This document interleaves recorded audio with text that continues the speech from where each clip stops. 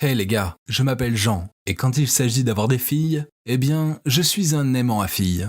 C'était assez facile à comprendre parce qu'en gros, je suis tellement beau, cool et plein d'humour. Être le beau gosse que je suis signifie que je suis assez connu des autres étudiants, et bien sûr, mes expériences amoureuses ont été un peu compliquées. Dans toutes mes histoires d'amour, je ne fais jamais le premier pas, mais je suppose que c'est comme ça que j'aime ça. Je ne fais pas la cour, les filles me la font. Ma dernière petite amie était Charlotte, avec qui j'ai été pendant 2 mois. Notre relation était amusante, mais je dis toujours qu'une fois que ça devient un peu ennuyeux, il faut arrêter. Il n'y avait pas de problème avec Charlotte, mais elle était tellement possessive qu'elle m'agaçait. Alors j'ai rompu avec elle. Elle semblait contrariée et exigeait de savoir ce qu'elle avait fait de mal. Elle a pleuré et m'a traité de connard. Pourquoi a-t-elle dû réagir de façon aussi excessive ?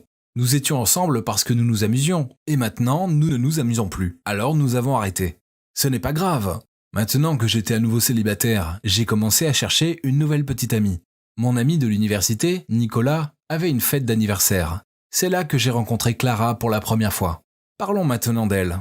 Elle était très attirante, mais tellement mystérieuse. J'avais envie de tout savoir sur elle. Alors je lui ai demandé de sortir avec moi, mais elle a refusé. Personne ne m'avait jamais refusé auparavant. Mais cela m'a donné encore plus envie d'elle. Elle me rendait fou et je savais qu'il fallait que je réussisse à la séduire, coûte que coûte. Après quelques semaines d'essais avec toute mon expertise en matière de flirt, je lui ai envoyé de jolis messages, des fleurs, des mèmes amusants. Elle a finalement accepté de m'accompagner au parc. Cependant, nous n'avons fait que nous tenir la main. Et croyez-moi, ce n'est pas faute d'avoir essayé. Je me suis penché pour un baiser et elle s'est éloignée de moi. Ce n'était pas acceptable pour un tombeur de femmes comme moi. La fois suivante où j'ai vu Nicolas, il a trouvé hilarant de parler de Clara et de mon échec. Cela m'a ennuyé. D'autant plus que je ne lui avais pas dit que nous ne nous étions pas encore embrassés. Car ce n'était pas vraiment quelque chose que je voulais crier sur les toits. Comment semblait-il tout savoir ? Il peut ricaner maintenant, mais j'avais un rencard avec Clara ce soir-là. Et j'avais prévu de l'embrasser et plus encore. Il ne se moquerait plus de moi à ce moment-là. Ensuite, Nicolas est sorti pour aller chercher des colis. Il a laissé son téléphone sur la table et, étant le type curieux que je suis, quand il a sonné, j'ai jeté un coup d'œil à la notification qui est apparue sur l'écran. Ce soir, 20h, au théâtre Astor. Tu dois m'aider à m'assurer qu'il ne se passera rien entre eux. Ok, alors c'était bizarre. D'autant plus que c'était l'heure et l'endroit exact où je devais sortir avec Clara plus tard. J'ai regardé le nom de l'expéditeur. Marc, un garçon inconnu. Beaucoup de questions me sont venues à l'esprit. Mais je ne voulais pas les poser à Nicolas parce qu'il allait sans doute essayer de s'en sortir avec des mensonges. Je devais la jouer cool et enquêter. J'ai envoyé un message à Clara et j'ai annulé notre rendez-vous. Je suis rentré à la maison et j'ai essayé de rechercher le nom de Marc dans les listes d'amis de Nicolas sur tous les réseaux sociaux. Mais je n'ai rien trouvé. Mais alors, qui était Marc ? Pourquoi savait-il tout sur nous ? J'ai décidé de trouver Clara pour lui demander tout ça. Le lendemain matin, je suis arrivé chez Clara sans le lui dire. Et vous savez quoi ?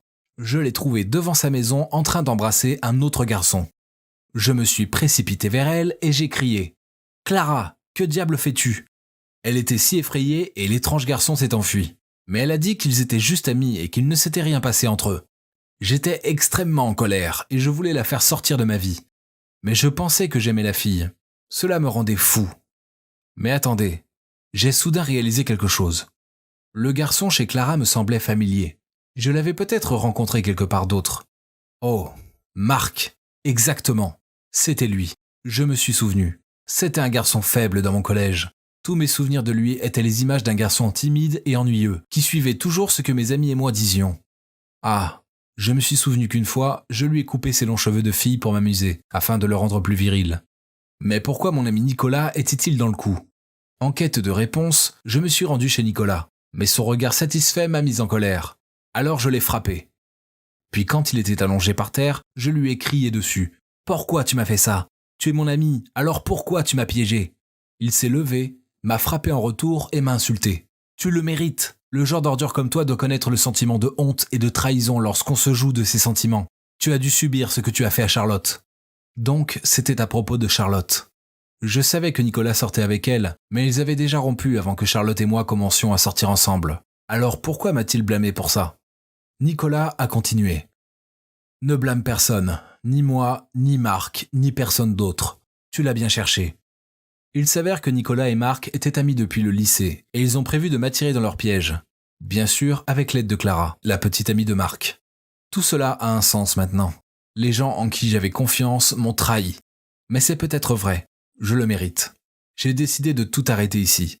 Cependant, le lendemain, Clara est venue à mon appartement et m'a dit la vérité. Elle m'a dit qu'au début, elle voulait juste aider son petit ami à se venger de moi, mais qu'après cela, elle a réalisé qu'elle m'aimait bien. Je l'aime vraiment bien, mais je ne sais pas comment je pourrais encore la croire. Alors je lui ai dit de rentrer chez elle. Après cet incident, j'ai arrêté de leur parler à tous et j'ai essayé de passer à autre chose. Je pense qu'il serait préférable pour moi de ne pas avoir de petit ami ou de ne pas sortir avec quelqu'un pendant un certain temps. J'ai besoin de temps pour me rafraîchir et repenser à tout ce qui s'est passé. Cela fait 3 mois depuis. Et aujourd'hui, Clara est venue me voir à l'improviste et m'a dit qu'elle avait rompu avec Marc parce qu'elle ne pouvait pas s'empêcher de penser à moi. Elle a l'air honnête et mon cœur bat la chamade. Honnêtement, je pense toujours à elle. Mais je suis vraiment confus.